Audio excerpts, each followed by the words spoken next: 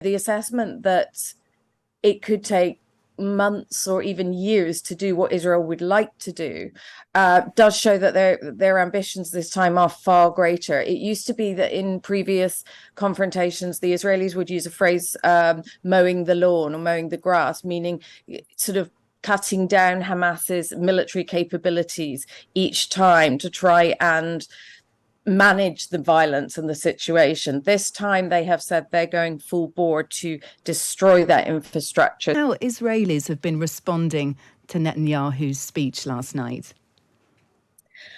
Well, I suppose in a mixture of ways. His claim about unity in the country is not unity that is really behind him. It's, I think, unity in the face of, the shock and horror of what's happened and the threat, that Hamas poses to people. There is still significant concern in the country about the fate of the hostages, and it actually took Netanyahu until yesterday to have his first meeting with the families of the hostages. Again, there's been a huge amount of criticism that it's taken him that long to do so. I think what we're seeing now, described as the second stage of the war and of a war of independence, is actually still in some ways more limited than we might have expected. And I think that military experts would suggest that this means the Israelis are listening to the US advice not to go in the blitzkrieg style that they might otherwise have done. On the discussion of hostages, Netanyahu last night commented at his news conference that they had been discussing the idea of a swap deal involving hostages, Israeli hostages, for Palestinian prisoners. This is what Hamas have offered up. And indeed, some of the families of those people taken hostage have also been pushing for this as well, that there are Palestinian prisoners swapped for hostages. Now, the Israeli Prime Minister saying they discussed that within the Israeli War Cabinet, but he gave no more details. What is the situation there? Is that at all likely? Because that would it not, something of a rowback from where the Israeli Prime Minister was originally, Catherine, on this? It has been used as a device to secure the release of prisoners. It was used famously in the case of Gilad Shalit, a soldier who was held for 5 years inside Gaza, and they secured the release of 1,000 Palestinian prisoners in return for them. I don't think there are many people that would want to see that exactly repeated, and I think there is a feeling that what Hamas have done this time is so above and beyond any aggression that they've shown in the past towards Israel that it may not be a suitable conclusion. But again, I think it's important to stress that the political pressure on Netanyahu to find a solution is heavy, and that the Israelis, really, the government, are going to have to consider almost everything and anything. So I think it's just at the moment, it's probably a means to say we are taking this process seriously and we are looking at ways that we can release them. But just again, remember, for that one soldier, it took 5 years for that deal to be done. And the contacts, obviously, between Israel and Hamas are more distant than they've ever been. Really, it is Qatar that is doing all the negotiations on behalf of both to each other. And it's understood that those negotiations did begin again, or continued, perhaps is the better word, on Saturday. Using your knowledge of this situation, Catherine, what does Netanyahu mean by a long war? He's called this the second stage of the war. What are you expecting to play out on the ground now, just on the early indications of what we can see happening at the moment?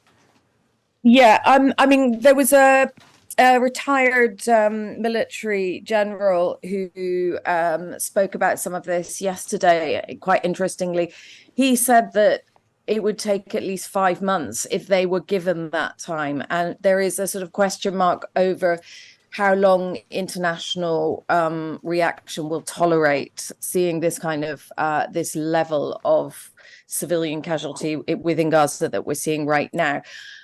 What is not clear to, I think, any of us is exactly what the war aim is.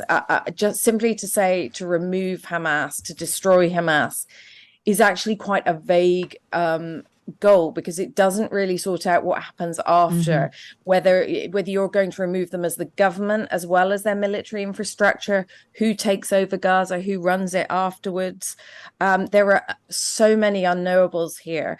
But I think that, the assessment that it could take months or even years to do what Israel would like to do does show that their ambitions this time are far greater. It used to be that in previous confrontations, the Israelis would use a phrase, mowing the lawn or mowing the grass, meaning sort of cutting down Hamas's military capabilities each time to try and manage the violence and the situation. This time they have said they're going full bore to destroy that infrastructure. So yet realistically, it's going to be longer, I think, than any other incursion or war that Israel has prosecuted with Hamas. And the last one, 2014, took 7 weeks. We're looking at something much longer than that, I think. Yeah. Iran's President Ibrahim Raisi said that Israel's moves have crossed the red lines, which may force everyone to take action. He was writing on X, Twitter, early this morning. Washington asks us not to do anything, he said, but they keep giving widespread support to Israel. What do we take from that? There are concerns, aren't there, about how this increased bombardment by Israel into Gaza, how that will play out throughout the Middle East, Iran being one concern. And that, of course, then, splinters into Lebanon as well, and increased action on the border between Lebanon and Gaza. Yeah, I mean, I think nobody should be surprised that Iranian leaders are saying things like that.